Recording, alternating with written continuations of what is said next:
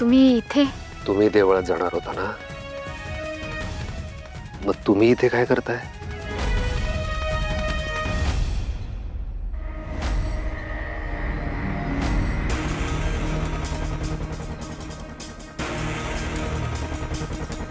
स्वानंदी, मी काय विचारलं तुम्हाला? तुम्ही देवळात जाणार होता, तुम्ही इथे काय करताय? स्वानंदी, प्लीज लपवू नका, बोला माझ्याशी, मला सांगा. स्वानंदी. नाही म्हणे सर.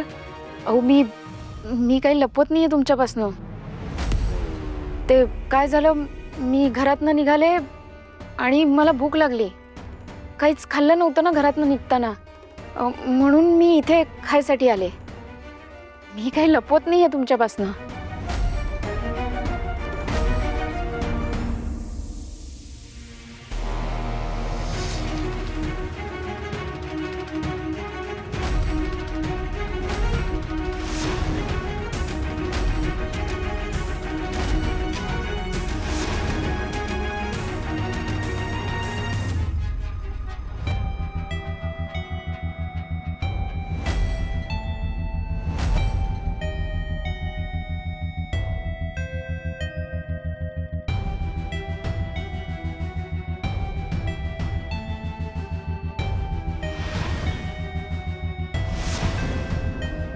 ही चिठ्ठी कुठे सापडली तुम्हाला?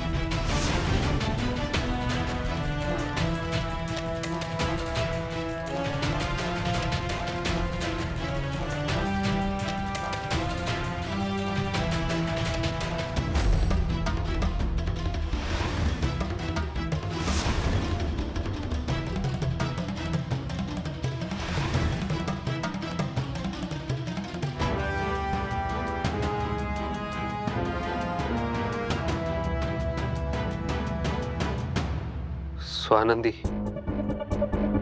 तुझा गुन्हेगार कोण आहे हे तुला अजूनही समजलेलं नाहीये ना?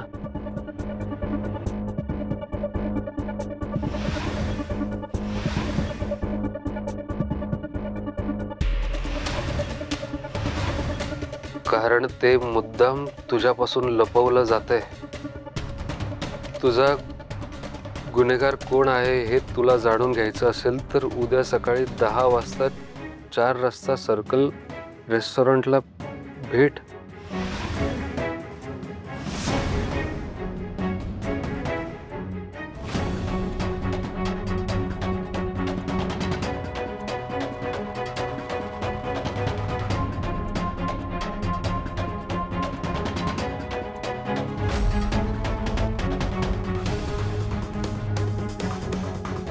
म्हणजे स्वानंदी तिकडे त्या व्यक्तीला भेटायला गेल्यात.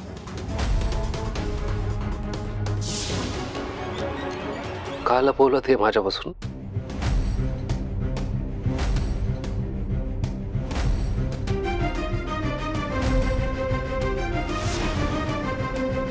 हा मणी इथे काय करतोय? नाहीतर काय प्रत्येक वेळेला वाचवायला येतो. आज काय झालं तर यांना सोडणारच नाही मी. सुजित, तू हे बघ, तू त्यांच्या समोर गेलास ना तर त्यांना कळेल की हा सगळा प्लॅन तुझा आहे. शांत हो. Let's wait and watch. काय झालं ना तरी आजचा प्लॅन एक्झिक्यूट होणार. मी त्यांना सांगतो या मणीला मारलं तरी चालेल. एका दगडात 2 पक्षी मेलेले चालणार आहेत मला. कूल. आपण बघूया. काय आज काही झालं तरी आपला प्लॅन एक्झिक्यूट करायचाच. फक्त स्वानंदी नाही, तिच्यासोबत मणी पण आहे. दोघांना पण मारा. एका दगडात 2 पक्षी मारा. पैसे देईन मी, डबल देईन. हा, म्हणे सर मी काय करणार होते. काल मी टेरेसवर रात्री कपडे आणायला गेले तेव्हा मला ही चिठ्ठी मिळाली.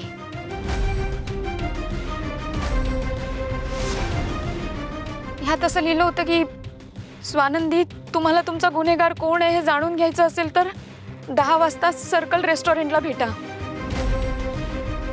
म्हणे सर मी तुमच्यापासून काही लपवलं नाहीये, फक्त तुम्हाला सांगितलं नाहीये. प्लीज मला माफ करा, प्लीज. पण का स्वानंदी? आपला संसार सुखात चाललाय ना आता. अर्जुन आहे आपल्या आयुष्यात. संसार सुखाचा होण्यासाठी ज्या ज्या गोष्टींची गरज आहे ते सगळे आपल्याकडे.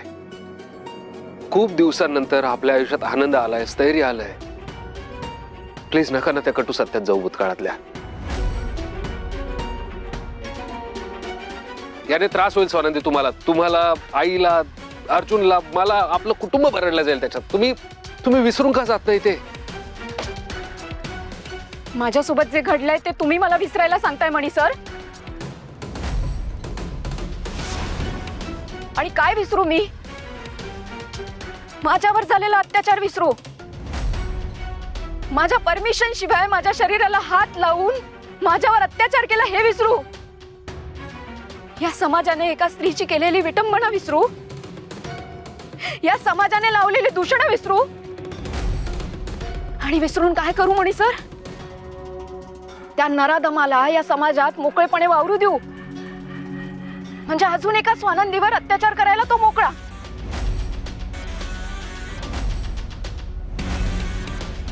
नाही मणी सर, जोपर्यंत माझा गुन्हेगार कोण आहे हे मला कळत नाही, त्याला शिक्षा होत नाही, तोपर्यंत माझ्या मनाला शांती मिळणार नाही.